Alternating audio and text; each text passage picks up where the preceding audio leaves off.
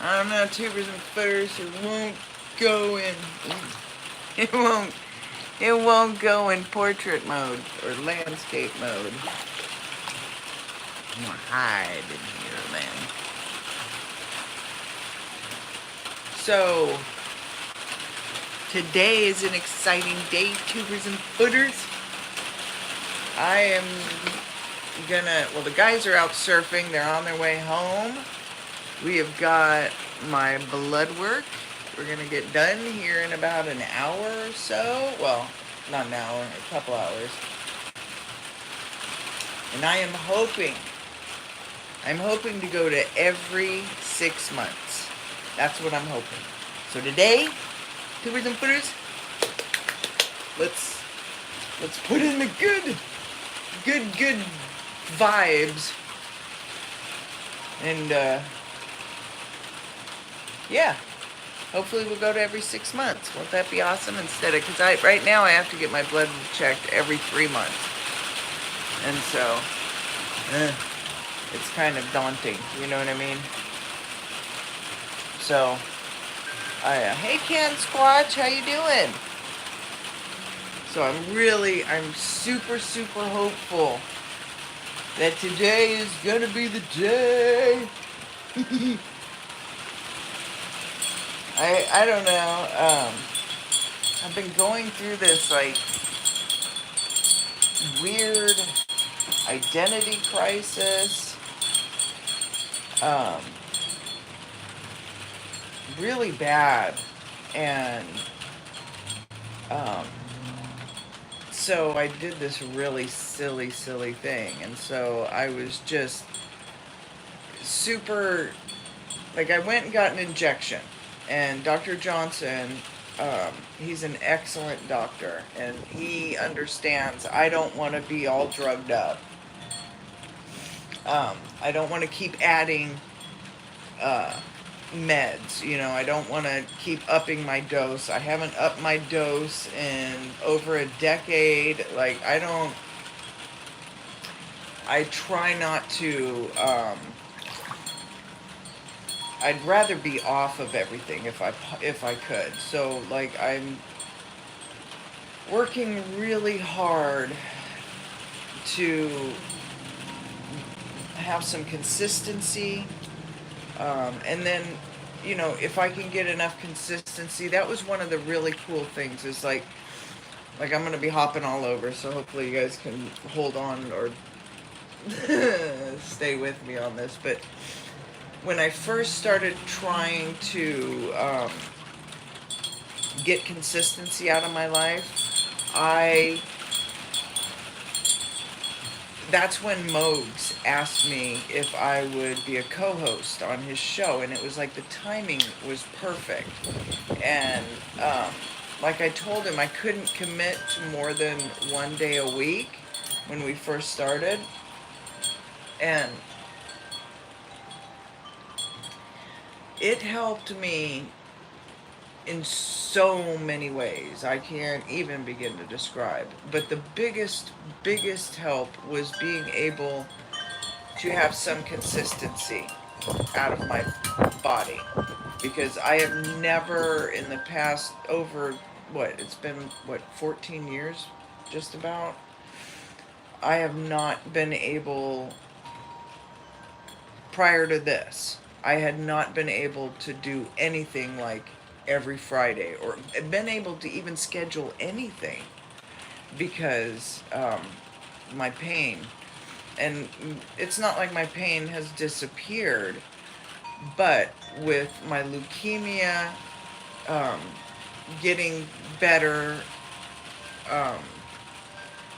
like, leukemia doesn't go away. It's a blood cancer. Hey Sarah, how's it going? My flock is everywhere. How's it going, Sarah? So with blood cancer, like the type of blood cancer I have, it's super aggressive and super fast acting, and so that's why they kind of keep a really close eye on it. And when my numbers kind of go off,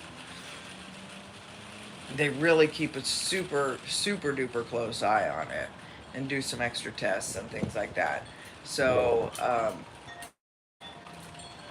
I'm hoping that my numbers are good, and that I can go every 6 months, because with the leukemia, with uh, the blood cancer I have, which is AML, um, and CMML, I have two types of leukemia.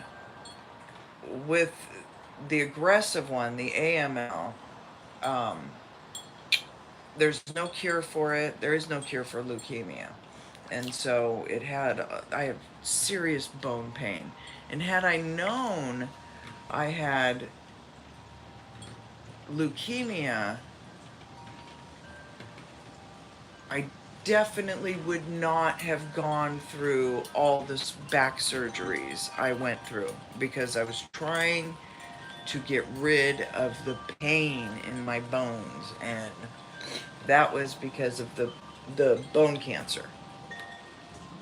So, the blood cancer. It's in my bones. It's everywhere. Everywhere your blood goes, that's where my cancer is. I am in remission. So that's why I rang the bell. Um, uh, it, it's so because it kind of sits in your head, and then just as soon as you kind of let it go, oh, it's time to get your blood checked again, and it brings it all back up. So it'll be really nice to be able to go to every 6 months. And so because of all the pain, I couldn't have any consistency whatsoever. I couldn't have any um, consistent uptime. There was no way I could sit for over an hour.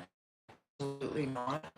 Um, so getting leukemia under wraps has had a lot of that bone pain. So now I'm kind of at a baseline.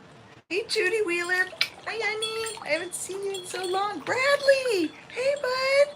Wow, it's been forever. I need to check my messenger. I'm sorry. I am so bad at that. My sister calls and yells at me, check your messenger. I've left you like 20 messages. My best friend. Oh, it's funny. But everybody that knows me knows me. If they don't, hopefully no one takes it personal, because it's not anything. I just go into my shell and shut down. And that's kind of what I was trying to talk about today, is this shutdown and this identity crisis I've kind of gone through here this past year.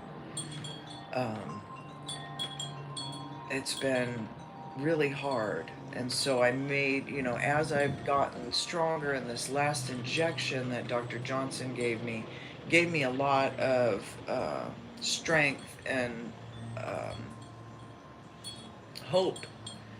And I felt like really good.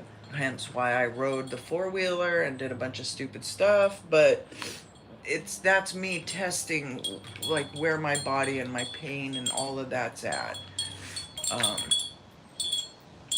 so I really, I'm really excited, because I feel like I'm not cured. I'm not 100%, but I could possibly get to a point where I can get pieces of my life back. You know what I mean? I know you understand, Judy. I know you totally understand what I'm talking about here, and I'm sure a lot of you do. And you've all dealt with different kind of pain and things like that, and just having your plans completely derailed. Um, so I'm sure everybody's gone through this. I'm just really vocal about when I experience things for some reason. Um, but while I'm processing it, I shut down, and I just crawl into a hole and I just kind of hide in there, and try and get my wits about me and get my health about me or whatever, because of the pain. Just trying to get my pain under wraps takes so much mental gymnastics. It's ridiculous. But I've gotten to a point where I think I want to try and go back to school. You know, I want to try and maybe go back to work. You know, if I can't do full time, maybe part time, something, anything. I loved my career. I got into computer science at a very young age in high school. We had a uh, tech school. There's another term that I'm trying to think of, but and I was able to take data processing and programming and courses like that when I was 16, 17 years old. And so before I was 18, I was working at Standard Oil in their computer room. And so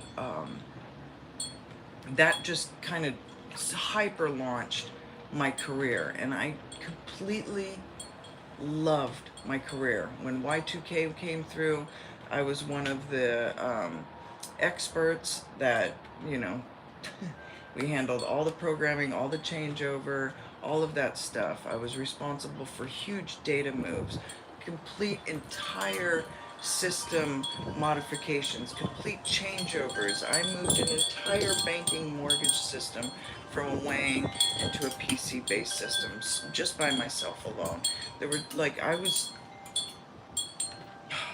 like a machine. And now when I look back, now I understand why everybody used to ask me, how the hell do you do this? How do you do it all? And now I look back and go, I have no idea. I don't know. But I loved what I did. I loved my hobbies. I loved my career. I loved my friends, my family. So life was, you know, and when you have, like, where I felt like I was completely in my most happy zone, like it's hard to express, but it's like having the lottery, you know. My marriage is perfect, our son is perfect. I mean, everything was just, oh, amazing. And then the rug just, whoom, yanked right out. And no matter, and it seemed like the harder I tried, and the more it was like the more I sank, and I'd keep trying to come up, and I'd just drowning. Um, and it's been so hard not to be bitter, not to be completely depressed, not to fall into really, you know, dark paths. Like, I've experienced the dark night of the soul. And I know some people are like, whatever about metaphysics, but I love Carl Jung, the psychologist. And so in all of the psychology classes I've taken, you know, you pick a psychologist that you follow. And that's who I followed. I didn't believe Freud had you know, and Jung was someone who studied under Freud, and then they departed after he started delving into archetypes and doing this self-reflection that he did. If you haven't heard about Carl Jung, check him out. He's amazing. And Jung is Jung. Um, uh, so I have worked really hard, and the other thing is like the mental hurdles, because I had lost all of my oxygen in my blood system, in my bloodstream. So when I was brought into the hospital, I only had 2 hemoglobins left in my body, in my blood. And that is unheard of. The first woman that took my blood didn't want to touch me. Because this was in Fiji, she thought I was a zombie. Like, they literally thought I was walking dead. I am not kidding you. It was so weird. Um, and I was just in and out of this state. I don't, that is a whole other journey I'll have to try and talk about. But I kept coming in and out, in and out, in and out of this realm and another. And boy, that was a ride. And so my poor brain has been through a nightmare, you know. And so there's times where I feel really stupid.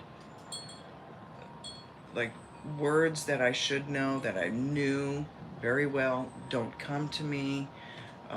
There's words where I plan on saying, but I say some other completely different word that has nothing to do with it. Maybe there's one vowel in it that was the same, weird stuff like that. And so I have had to work on my neurological um, patterns and all of that stuff, and just trying to get my brain back to where it can function even on a minimalistic level. And so it was really scary there for a while, because I felt like I was brain dead. And anybody who, you know, enjoys thinking can understand that that is a scary, scary situation. And so through all of this, I've had this identity crisis.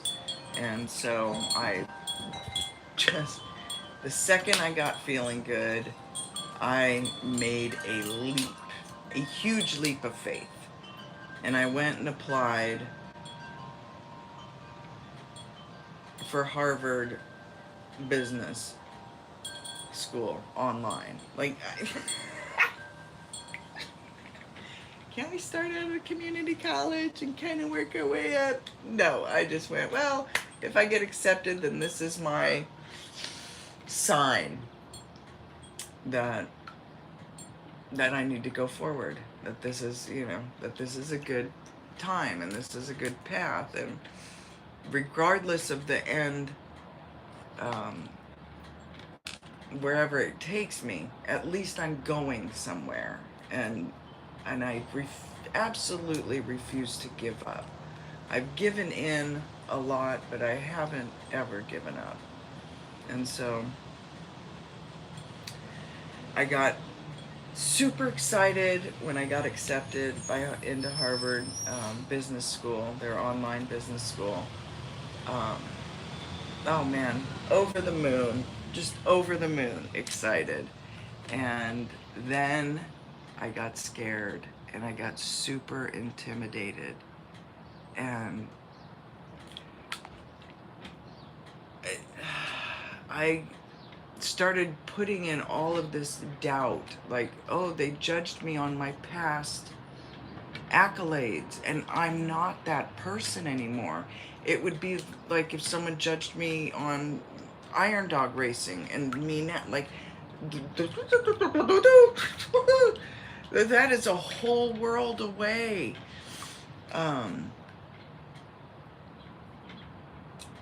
Like just getting back into the garage and wrenching, like there is so much that I have to relearn. And so I really got terrified. And so I was supposed to start on the 11th, and I chickened out. I completely chickened out. And so I withdrew from the course, and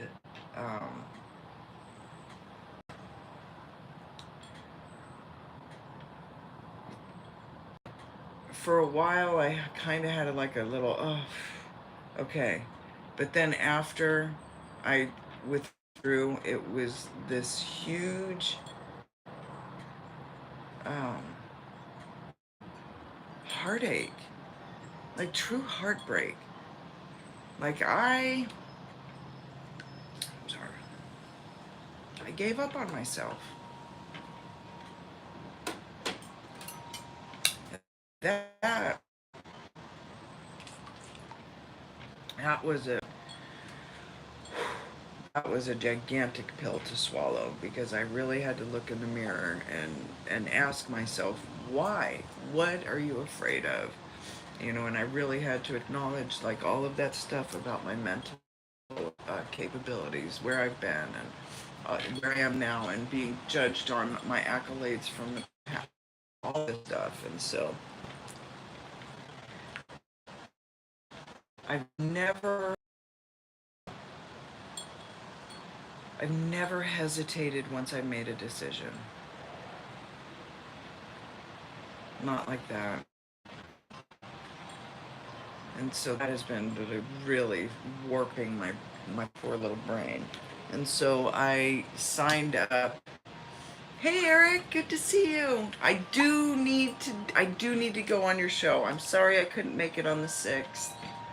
Um, I will get it together. We will figure something out. Um,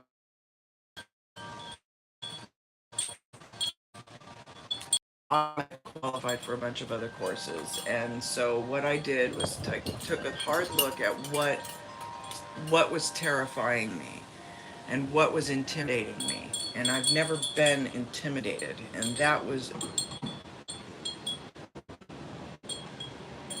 such a weird experience. And so um,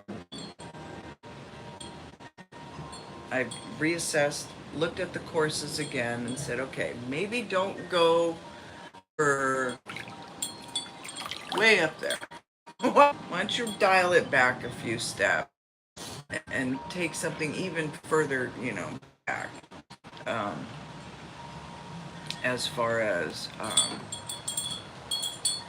intensive courses. And so I did enroll again. So I will be going back to school. I'll start again in February. Um, so I found a course that I felt like this isn't this isn't gonna be too much for me. I really don't think so. I really have been struggling lately, and when I struggle, I go into my hole, and I don't talk to anybody, and I just kind of process and try and deal with what I need to deal with and try and get my head where it needs to be and really have those long, hard looks in the mirror and those really long, hard talks and those deep, deep digs. Like, if someone says something to you that hurts your feelings and you have like a physical anger, hurt, um, disappointment, whatever the response is, like a negative kind of response, that's key. Um, Generally, they've triggered something in you that you need to work on. It may not necessarily be them. I don't know. Hi, Sharon Guy. Good to see you. Um, it may not. Sorry, I got nerve damage really bad. Cramps up. Um, it feels like I could weld with my foot. Like, ah! It hurts so bad, like electricity just shooting down my leg. Ugh. Anyhow, so I've found a class that I feel really strong about. Oh, sorry, I've already said that. But what I was saying was, if someone says something to you that elicits some kind of response, emotional, physical, both, generally that's when you need to look in the mirror and ask yourself, what what is it about that comment that makes me that gets my feelers feeling. And once you really start digging, and if you are really truly honest with yourself, and that's hard sometimes, um, it's it's really difficult to really be honest and say, I'm scared. I feel stupid. I feel ugly. I feel all these, whatever the things that may be going on in your head or whatever you're feeling. Um,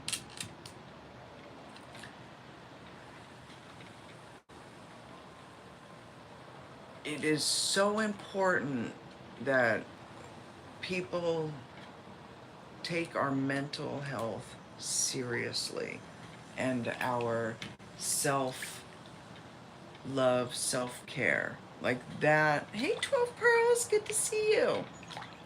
That is really crucial, um, to keeping yourself hopeful. And some people don't like the word hope, but I hope is everything, um, to me. Love, hope, those things go together. Faith, love, hope. They're just this beautiful trinity. And so if you're not hopeful, if the hope has been like sucked out of you, you really, really,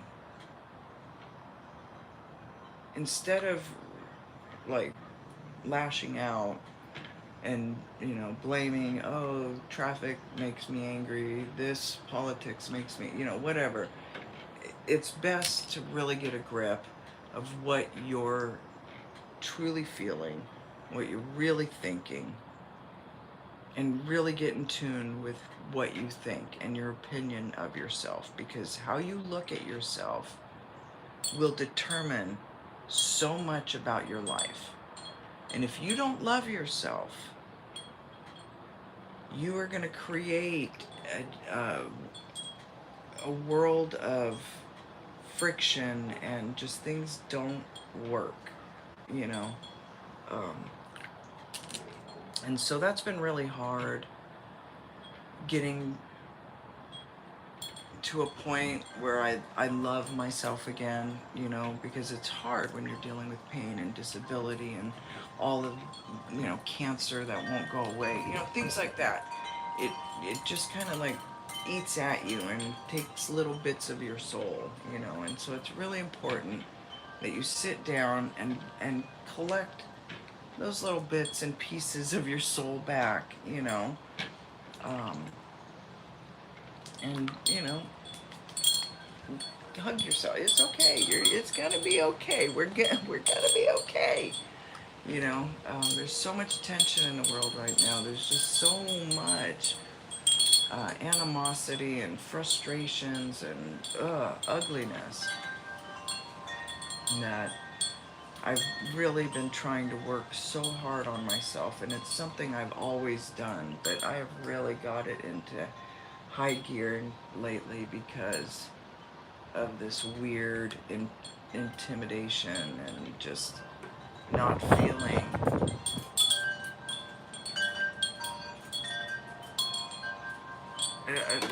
it's not I don't feel comfortable in my own skin.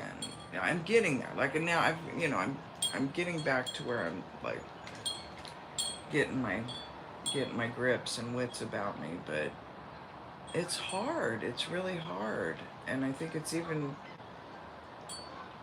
scary to even admit when you're dealing with that kind of stuff, because it comes across as a weakness. Like I feel weak, and so it's like this whole ball of emotion that you could just keep sitting there and self-feeding and just gorge yourself upon, you know. And I've decided to just just go full bore. So I don't know. We'll see what happens. But it's been really difficult. It's been really trying, and the relationships and the camaraderie that the community has. Uncle Bones, Sheila R, how's it going? It's important. It's really, really important.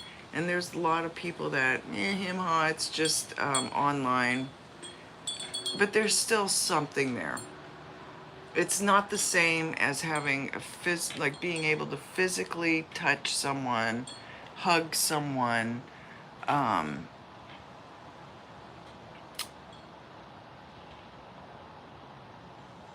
There's something to be said about that energy, physical energy transfer, or.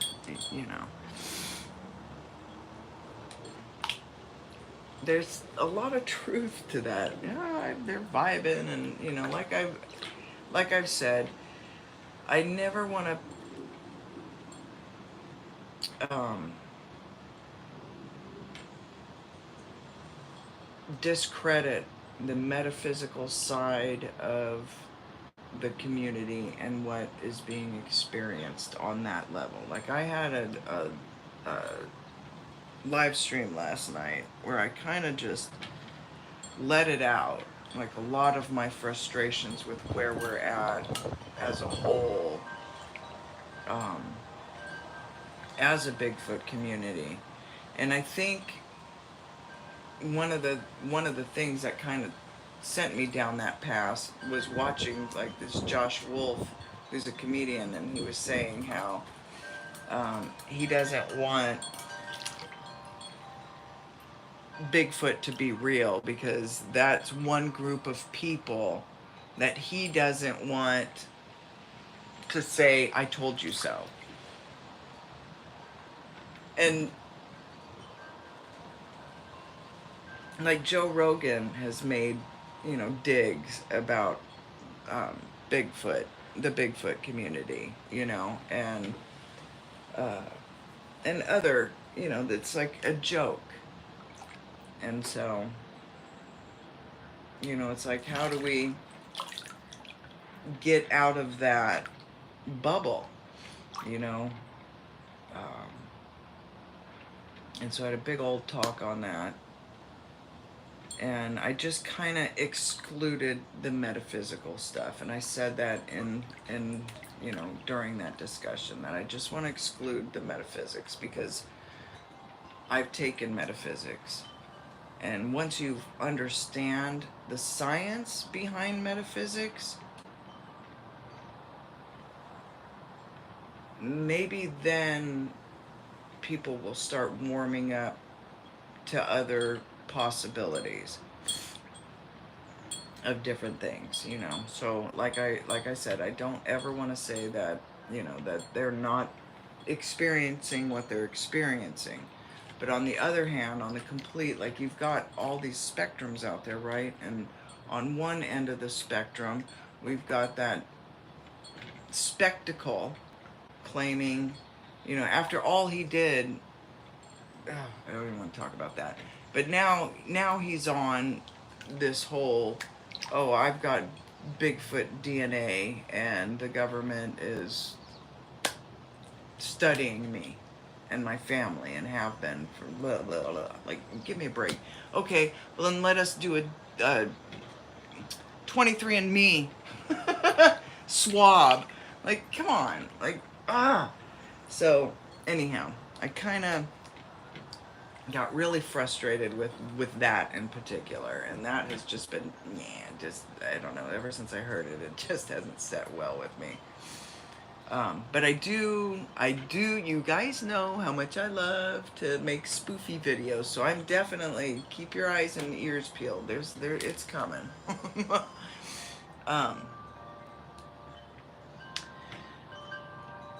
So, I had this, I don't want to say an epiphany, but this standpoint where I think like we need to push and we need to do something different and do what Carrie was trying to do. And he was trying to do a National Geographic level of an expedition, And until we do that, we're just going to keep repeating the same old thing. And listening to people's experiences is important because you do gain data from it. But if Patterson-Gimlin is the best video proof we have in over 50 years, we have failed dramatically. And so, like my husband, my son are more than willing, because they're commercial fishermen, so they can, they work really hard in the summer, and in the wintertime they get their schedules freed up. So they could, and my husband is extremely skeptical. So, they would be willing to go out there if we could get like Steve Cole, like all of these really respected people. There's a lot of, footers. I really think like Mark and Larry. There's a lot of people out here that I respect. Cans, like all of my tubers and footers, all of you are, it goes saying. So, but I would like to see like a big out and like I'm not gonna hash it all out. I got into that yesterday. I don't want to rattle on again. I'm not. I for some reason I don't like repeating myself. That's why I have a hard time sharing my experience because I hate repeating my story. I hate repeating. Yeah, it's one of those things. Anyhow, so what's funny is I find I cut more and more and more and more and more out of it just to shorten it up.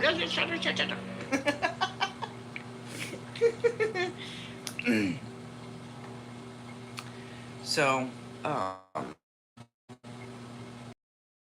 with Iron Dog Bigfoot, with school, hope that I can find some peace of mind and a path that um,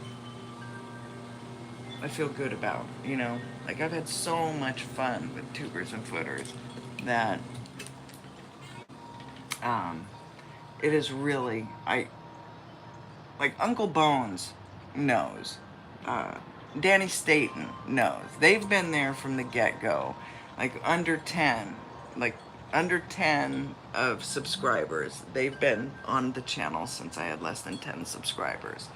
And so they have watched the whole progression of, me just struggling, just trying to get out of bed every day and trying to make that a goal.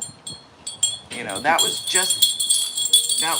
what, a couple years ago, that was a goal, was just trying to get out of bed every day. So, the strides that I've come is amazing. So I can't forget that.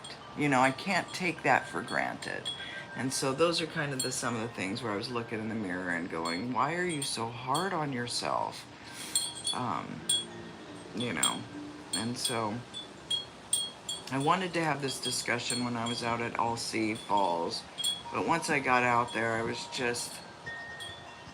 I miss being able to get out. Like, we're talking remote. Like, I miss being far, far, far removed. And like right now, I'm limited to places we can drive to that have trails.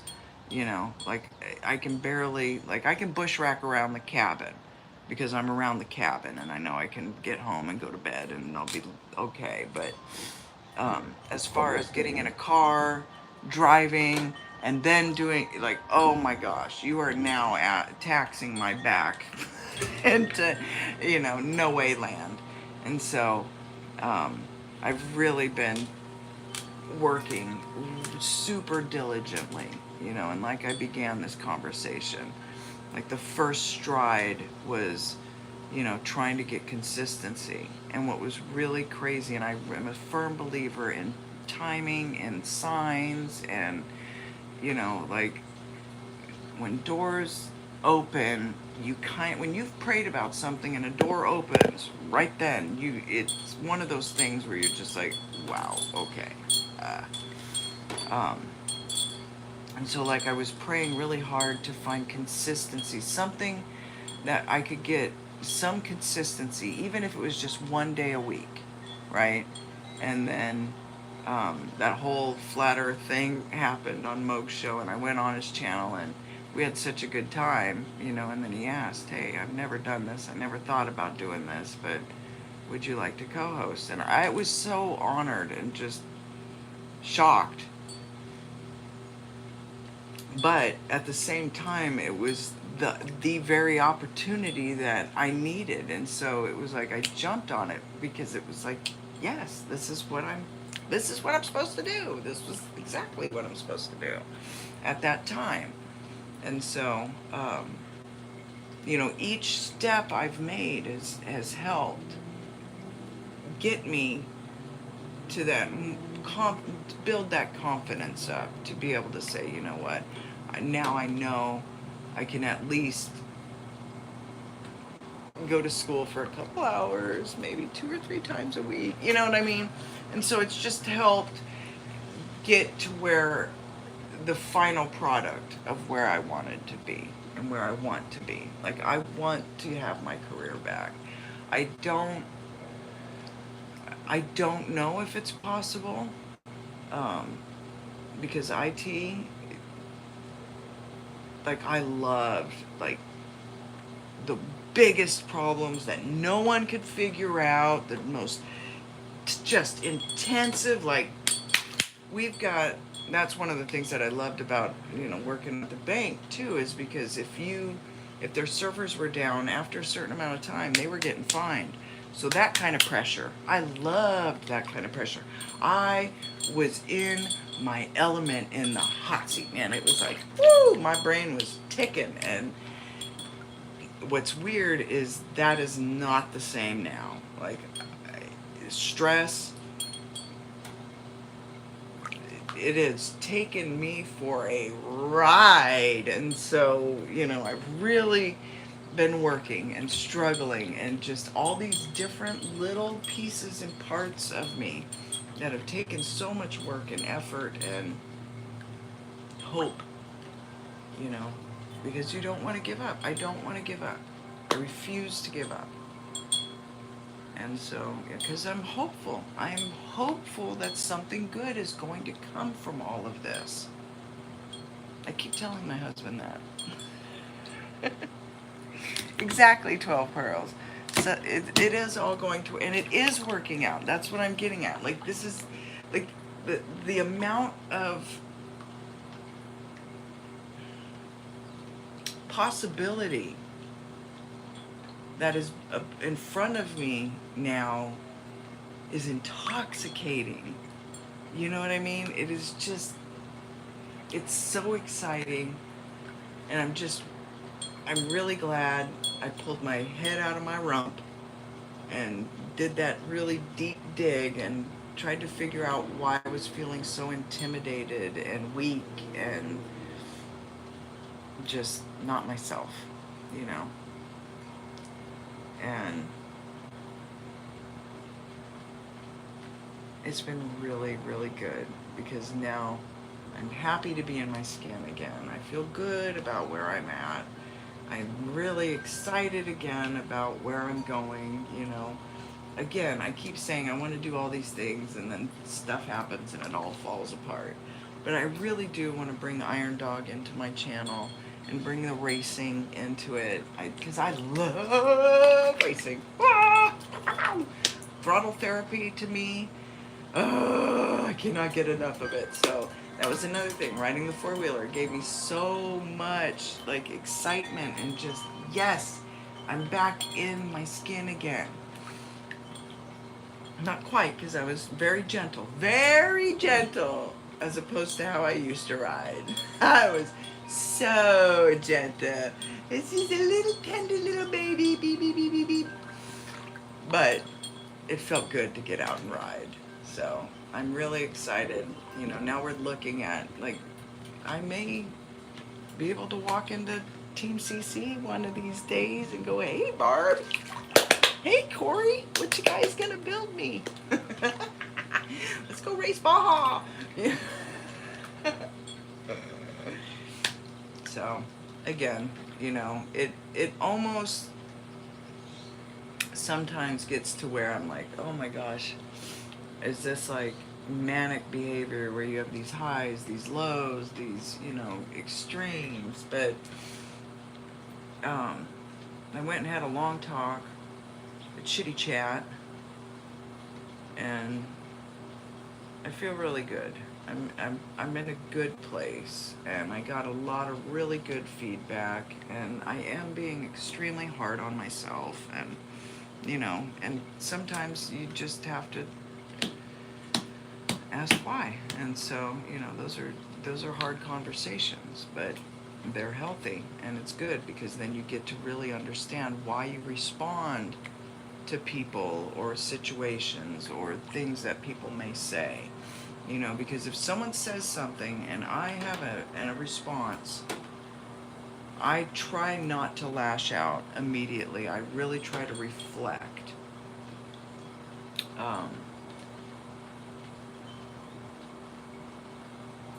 Because it's important. It's really important. I do, like, I'm human. I have a mouth on me, and I am telling you, it is hard to keep that thing shut. Sometimes, especially when I have an opinion that I feel needs to be voiced. So I'm so thankful that you guys are all here with me, that we're all on this journey together. Joe Mama! Hey! I am super excited of where this is going. Really excited. So, thank you guys so much for being here with me and being a part of this journey. It seems like such a crazy maker hayride, but it has been quite an experience. So, you know, I'm just super, super. Can we get an outfit check? I'm trying to sink as low as I can without drowning. So, I need to go get ready for my doctor appointment for my blood works. But I really wanted to say thank you guys so much, tubers and footers. Thank you guys for being here. Thank you for listening to my venting and all of that kind of stuff, because it has helped. It has really helped tremendously. So I truly appreciate it. So hopefully we're going to have some good news. Let's go to 6 months. That's what we're hoping for. So let's do it. All right, tubers and footers, I love you guys so much. Let's go see our doctor and get our pass for 6 months. All right. Love you, tubers and footers. I'll see you soon. Thank you.